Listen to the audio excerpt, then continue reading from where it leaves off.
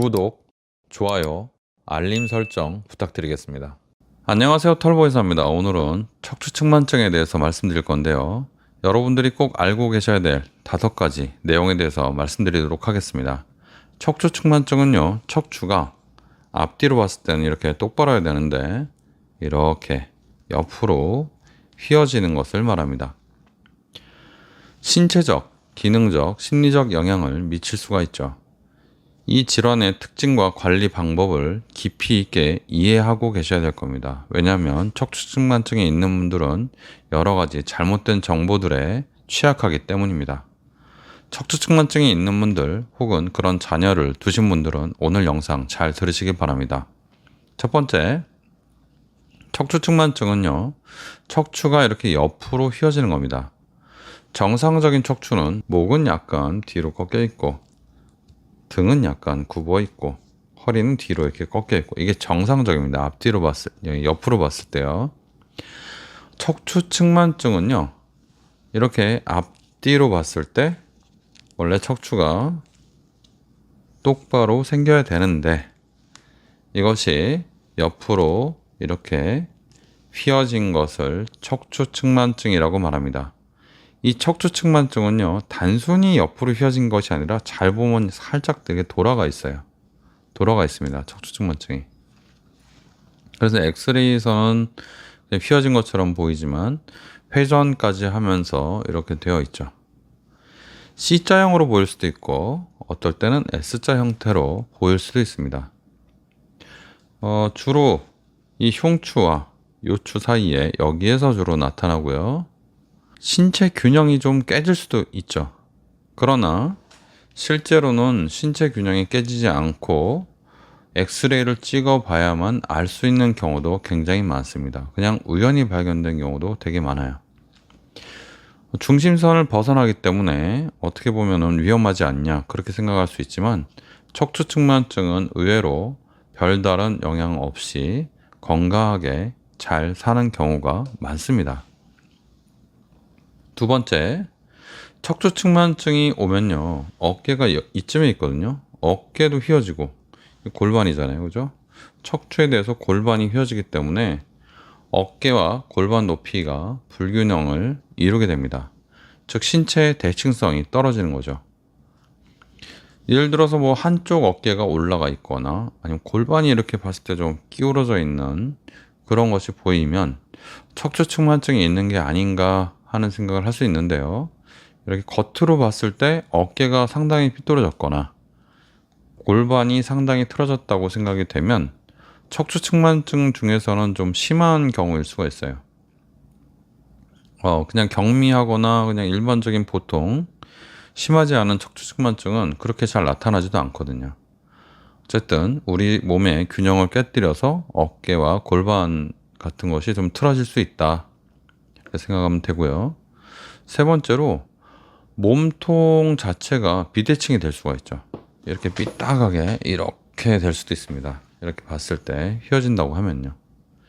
이 정도 각도면요, 약 20도에서 25도 그 정도 될 것 같은데 이 정도 돼도 외관으로 봐서는 크게 나타나지 않을 수 있습니다. 왜냐하면요, 우리 몸통이 이렇게 생긴 게 아니고요, 이렇게 가운데는 휘어져 있지만 겉으로는 양쪽 다 대칭적으로 이렇게 몸통이 만들어져 있을 수가 있습니다.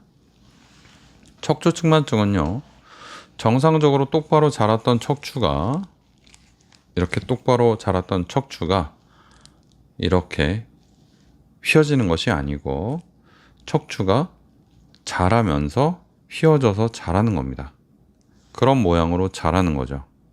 그래서 겉에 있는 몸통은 이 척추와는 관계없이 대칭을 이루면서 자라는 경우가 많아서 외관상으로는 좀 알기가 어려운 경우가 많습니다. 그러나 외관상으로 봤을 때 척추측만증이 두드러지고 컴플렉스가 될 만하다 하면 그것은 좀 심한 척추측만증일 가능성이 있습니다. 외관도 외관이지만 생활에 불편할 수가 있습니다. 많이 휘어졌을 때 겉으로 볼 때 티가 날 정도면 이것은 한 40도, 50도 그렇게 갔을 수도 있는데 그런 경우에는 정말 자신감이 떨어지고 생활이 어려울 수가 있죠.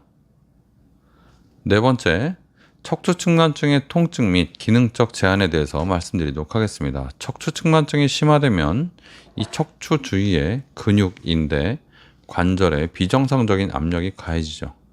어느 정도까지는 괜찮아요. 아까 말씀드린 한 이 정도까지는 괜찮습니다. 그런데 점점 더 심해져서 이 정도까지 휘어진다고 하면 이건 문제가 좀 될 수가 있죠. 심폐기능이 문제가 있을 수 있습니다. 그러나 이 정도까지 휘어지지 않고 그냥 이 정도로 됐을 때는 외관상의 문제도 없고 기능적 문제도 별로 없고 직업에도 큰 문제가 없고 아주 극도로 위험하거나 신체 능력을 발휘해야 되는 100m 달리기 그런 걸 해도 큰 문제가 없을 수가 있습니다. 대부분은 문제가 없다는 것이고 심해졌을 때 이것보다 심해졌을 때 어떤 기능이나 일상생활에 문제가 발생할 수 있다. 이렇게 생각하시면 되겠습니다. 그래서 대부분의 20도 언저리, 15도에서 25도 이하의 척추측만증이 있는 분들은요, 크게 걱정 안 하시고 그냥 관찰만 하시면 되겠습니다.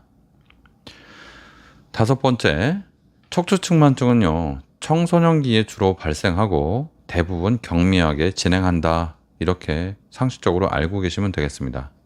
주로 사춘기죠. 청소년기에 갑자기 훅 클 때, 그때 처음에는 그 어린이 때는 이렇게 괜찮았는데 갑자기 자라면서 한쪽은 많이 자라고 한쪽은 적게 자라고 하면서 이렇게 자라는 거라서 뼈 모양 자체가 사다리꼴, 그러니까 비대칭적인 사다리꼴로 되어 있습니다. 그래서 척추측만증이 이런 식으로 돼 있는데 이렇게 자란 건데 이것을 강제적으로 이렇게 펴려고 하면요, 이런 식으로 됩니다. 그러니까 벽돌이 이렇게 있다고 했을 때 벽돌이 딱 각이 져야 되잖아요. 근데 찌그러진 벽돌을 바로 세우려는 거랑 비슷해요. 이쪽이 좁고 이쪽이 넓다고 하면요, 찌그러진 벽돌을 바로 세우려는 거랑 비슷합니다. 그래서 보조기를 아무리 하고 환자한테 똑바로 자세를 취해라, 반대로 꺾어라, 그렇게 얘기를 해도 되지 않습니다. 뼈 자체가 변해야 되거든요. 뼈 자체가 변한다는 건 굉장히 어렵죠. 뼈 모양 자체가 어떻게 변합니까? 어렵습니다. 그래서 척추측만증은 많이 휘어졌거나 아니면 그 정도까지 많이 휘어져서 힘들지는 않지만 외관상으로 나는 분명히 이 몸을 가지고는 살 수가 없다, 나는 수술을 하겠다고 했을 때 의사와 충분히 상담을 하고 그 의사 선생님도 이분은 꼭 해드려야 되겠다, 그렇게 결정이 되었을 때 그때 전체적으로 긴 금속을 박아서 강제적으로 이렇게 펴줘야 됩니다. 강제적으로 펴준 상태에서 오랜 기간이 지나게 되면 척추 모양이 다시 바로 이 척추뼈 모양이 이제 제대로 돌아갈 수 있죠. 상당히 오랜 기간 지나면요. 그러나 단순히 자세를 바꾸거나 보조기를 하는 걸로는 어렵습니다.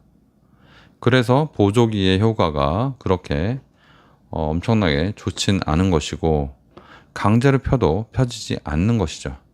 이 부분을 명백히 이해를 하셨으면 좋겠습니다. 오늘 내용을 다시 한번 요약해드리면요, 척추측만증은 다양한 형태와 정도로 나타날 수 있고요, 경미한 경우에 특별한 치료가 필요하지 않습니다. 대부분의 척추측만증은 경미하기 때문에 치료가 필요하지 않죠. 그러나 척추측만증이 너무나 빨리 진행되거나 이런 식으로 아까 설명드렸죠, 이런 식으로 너무 많이 진행돼서 이거 숨도 쉬기 어렵고 심장에 눌려서 힘들다, 그럼 빨리 수술을 해줘야 될 수 있습니다. 그러나 이런 경우는 굉장히 드물다. 대부분의 경우는 치료가 필요 없다, 치료가 아예 필요 없다라는 걸 꼭 기억하시고, 단지 급속도로 진행되거나 어떤 만곡 옆으로 휘는 정도가 너무 심해지면 위험할 수가 있기 때문에 엑스레이로 관찰하는 정도는 중요하다고 하겠습니다. 오늘 척추측만증에 대해서 들으시느라 고생 많으셨습니다. 시청해주셔서 감사합니다. 털보이사였습니다.